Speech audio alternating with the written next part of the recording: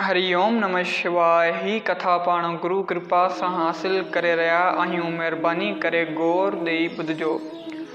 श्री सुखदेव महाराज जंहिं राजा परीक्षित के श्रीमद भागवत पुराण जो उपदेश ॾिनो हुओ, उन लाइ बि लिखियल आहे त हुन अनेक नीच ऐं ऊच जूनियन में जन्म वरिता। हिकु जन्म में हू घोड़ो बि थियो ऐं हिकु दफ़े धोबीअ वटि हुओ, जेको धोबी हिन जे मथां कपिड़ा खणी दरिया ते वेंदो हुओ ऐं हू बि ॾाढो कमज़ोर हुओ घोड़ो। हिकु दफ़े खंभ ते चढ़ियल आला मेड़ा कपिड़ा इन जे मथां रखी तड़ ॾांहुं पियो थिए त वाट ते हिकु गप में हिकु दलदल में घोड़ो किरी पियो। केर बि हुनखे उन दलदल मां कढी न सघियो ऐं धोबी हुनखे उते ई छॾे कपिड़ा खणी हलियो वियो। जेके बि माण्हू उतां पिया लंघनि उहे खेसि हिनखे कढण बदिरां छा पिया कनि, हिन जे मथां पेरो रखी दलदल खे पार पिया कनि ऐं हुन दलदल खे पार पिया कनि, लंघे पिया वञनि ॼण हू हिकु पल जो कमु पियो ॾिए। उन ई हालत में दुखी थी आख़िर मरी वियो। जॾहिं शिव भॻवान पार्वती खे कैलाश पर्वत ते अमर कथा ॿुधाई, उन वक़्तु सुखदेव हिकु तोते जो जून में हुओ। कर्मनि अनुसार उते हुनखे अमर कथा ॿुधण जो मौक़ो मिलियो ऐं आख़िर वेद व्यास जो पुत्र जे रूप में जनम वरिताई। छो त उन कथा ॿुधण करे हिन जा जन्म जन्म जा सभु पाप धोपी दूर थी विया हुआ ऐं हुनखे माता जे गर्भ में ई ज्ञान प्राप्त थियो हो। त हिकु दफ़े देव ऋषि नारद हिकु समय विष्णु भॻवान वटि वञी वचन वर्ता कई। भॻवान खे चयईं त साईं, अहिड़ा जीव ॾेखारियो जो माया जे मोह में फाथल हुजनि ऐं अहिड़ा बि ॾेखारियो जिन खे अव्हां जे नाम खां सवाइ ॿियो कुझु बि न वणंदो हुजे। क्या अहिड़ा प्राणी बि ॾेखारियो जे नेम सां कनि मात्र लाइ अव्हां जो दर्शन ध्यान न करण करे तड़फी साह ॾीन। भॻवान खेसि मृत्यु लोक में हिकु नगरी में हिनखे वठी वियो। देव ऋषि वियो त टे सवाल कयईं कि मूंखे अहिड़ा जीव ॾेखार त जेके मोह में फाथल हुजनि ऐं अहिड़ा बि ॾेखार जेके तुंहिंजे नाम ॾिसो आहे जी न सघनि, ऐं टिया अहिड़ा जीव ॾेखार जंहिंखे तूं दर्शन न ॾेई न ऐं उहे मरी वञनि, ध्यानु न कनि तुंहिंजो मरी वञनि। भॻवान खेसि हिनखे मृत्यु लोक में हिकु नगरी में वठी आयो। उते हिकु माई ॾिठाऊं जंहिंजी प्रसूत काल वहम जो वक़्तु आयो हो ऐं दर्द खां ॾाढो व्याकुल हुई, पर बच्चो ॿार न पियो निकिरे। वात सां पई आराधना करे त ए ईश्वर, हिन वक़्तु दुख खां छॾायो त वरी मां पतीअ सां ग्रस्त मोड़ न कंदुसि ऐं सारो जीवन तुंहिंजी भक्ति में कटींदुसि। भॻवान नारद खे चयो त हिन जो हाल ॾिठई ऐं वचन बि जेके हिन कयो ॿुधे। यादि रखजांइ त हाणे दुखनि वक़्तु त इहा प्रार्थना थी करे, पर जॾहिं दुख लही वेंदुसि त साॻियो मोह थींदुसि। उन वक़्तु हिन जो आसमूदो लहिबो। नारद मुनि ईअं ई कयो ऐं माई सुख सां ॿार ॼणियो। अॻिते हलिया त हिकु सुहिणो पखी हिकु टंग ते बि तपस्या करे रहियो हो ऐं राम नाम पे उचारण कयईं, जंहिंजी महिमा अपार आहे। उन दुनिया में अहिड़ो मस्तु हो जो ज्ञान रखियल, जेको अॻियां रखियल पाणी बि न पियो ॾिसे।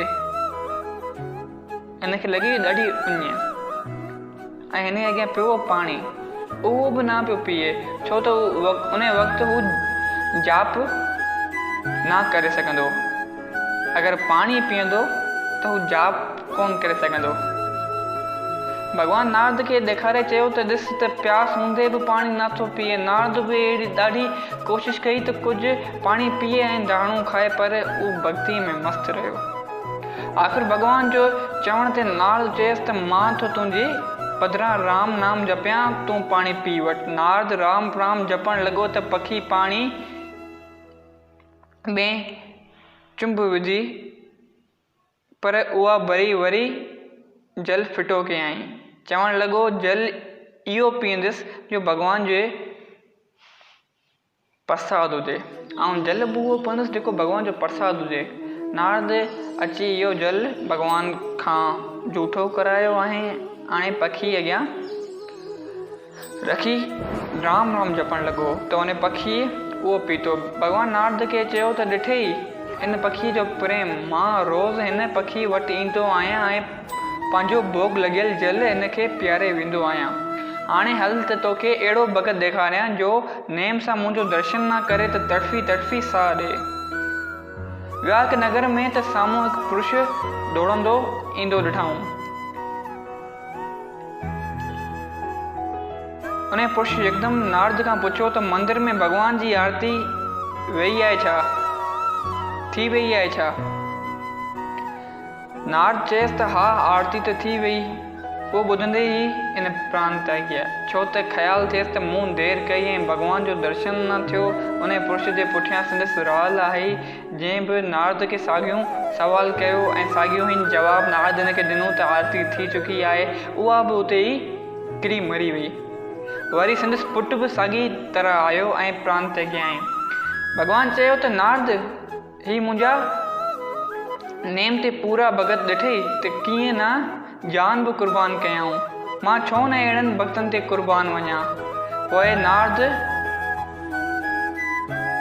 भॻवानु नारद खे जल ॾिनो जो हिन उन्हनि ते छिड़कायो त टेई जहिड़ा थी विया ऐं वरी बि यकदमि पुछण लॻा त भॻवान जी आरती थी या न। नारद दिलि चए ॾिननि त अञा हाणे थींदी।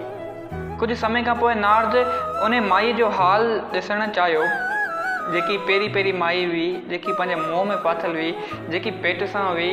भॻवान खे चयाईं त भॻवानु सुख सां मूंखे ॿार ॾियणा, पोइ ॿिए बार आउं पंहिंजे मुड़ुस सां गृहस्थ में कोन रहंदुसि, हर टाइम तव्हांजी शेवा कंदुसि।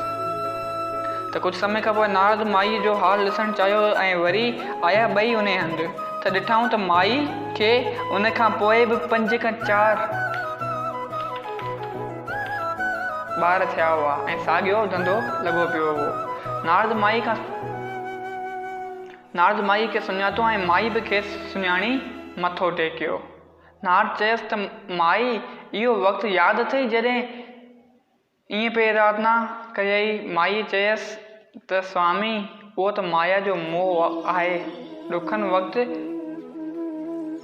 कसम खयो हो, प्रण कयो हो, पर वरी भुलिजी वञा थी। नारद दिलि में चवण लॻो त गृहस्थ जो एॾो त सुख आहे, संदसि दिलि में बि वासना जाॻे त इहो सुख माणे ॾिसजे, जो सुख एतिरे दुख खां पोइ बि माईअ खे वणियो थिए। भॻवान खे चयाईं त साईं, मूं खे बि हिन गृहस्थ जे सुख जो अनुभव करायो। भॻवानु घणो ई चयसि त छॾ हिननि ख़्यालनि खे, मगर हुन न मञियो। हिन स्त्री जो भाल ॾिठो त वासना में स्त्री जी केॾी न सुखी थी। चओ जय सिया राम। अगरि हिन कथा जो पहिरियों पार्ट तव्हांखे वणियो त हिन कथा खे पंहिंजनि सां शेयर कयो ऐं थी सघे जेतिरो बि असांजे यूट्यूब चैनल आत्मज्ञान ते वञो, उते असांजूं कथाऊं ॿुधो ऐं लाभ। चओ जय सिया राम। ऐं हिन कथा जो पार्ट तव्हांखे सुभाणे मिलंदो। भॻवानु नारद कया भॻवान खां 3 सवाल। चओ जय सिया राम।